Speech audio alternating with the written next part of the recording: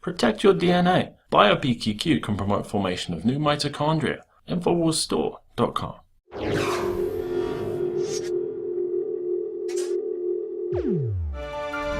We have heard a lot about a pending economic crisis. Well, my guest today has a video that's gone viral where he discusses some of the signs that we should be watching for to really kind of indicate when something big is about to happen.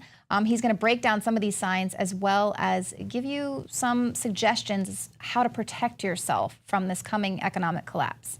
All right, joining me now, Jeff Berwick. He is the chief editor of the Dollar Vigilante, world famous financial analyst. I know you've got, you're living there in beautiful Acapulco. We can see that behind you.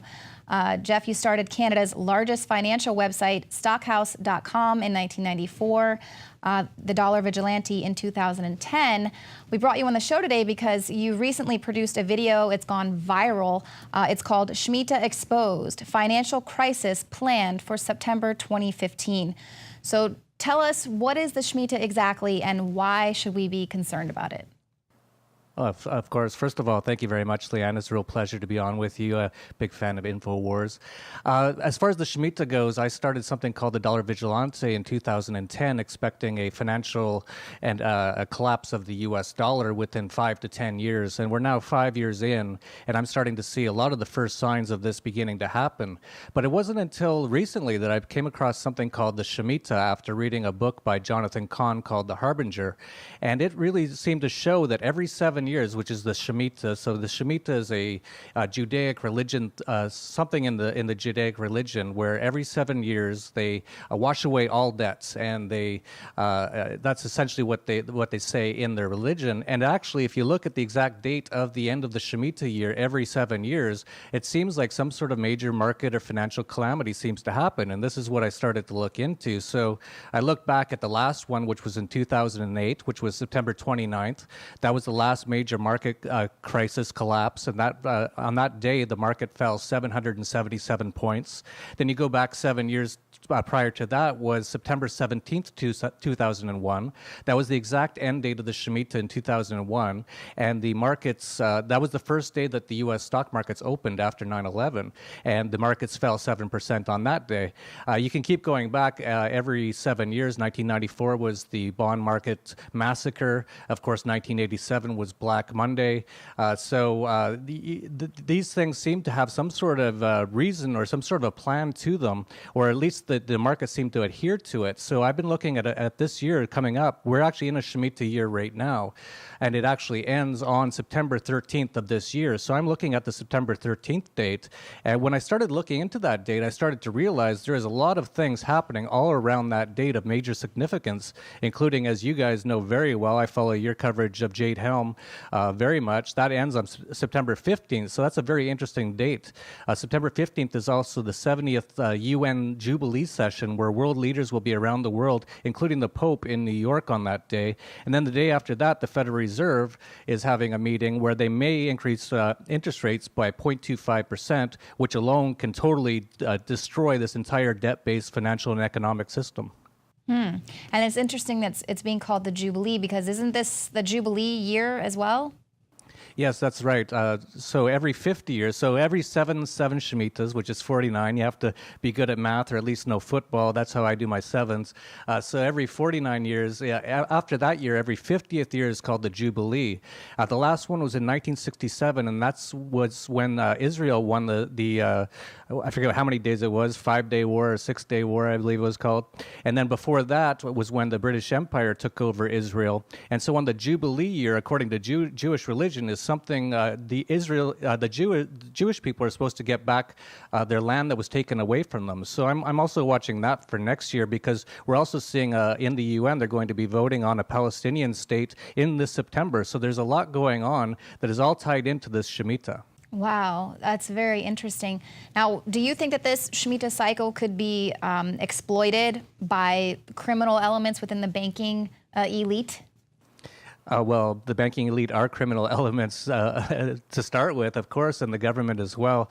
The governments and central banks are criminal entities. They're anti-freedom, evil, anti-human organizations, and yeah, of course, they've sort of planned these things out. If you look back throughout history, even the Great Depression, the main market drop during the Great Depression was during the Shemitah year in 1931-32, and they planned that out. That's actually been fairly proven now that they actually plan to take away liquidity from the market, get the market to go down massively, and then buy up all the stock. I don't know if that's what they're doing this time because a lot's changed since 1930, but there definitely seems to be something planned for this September or maybe October.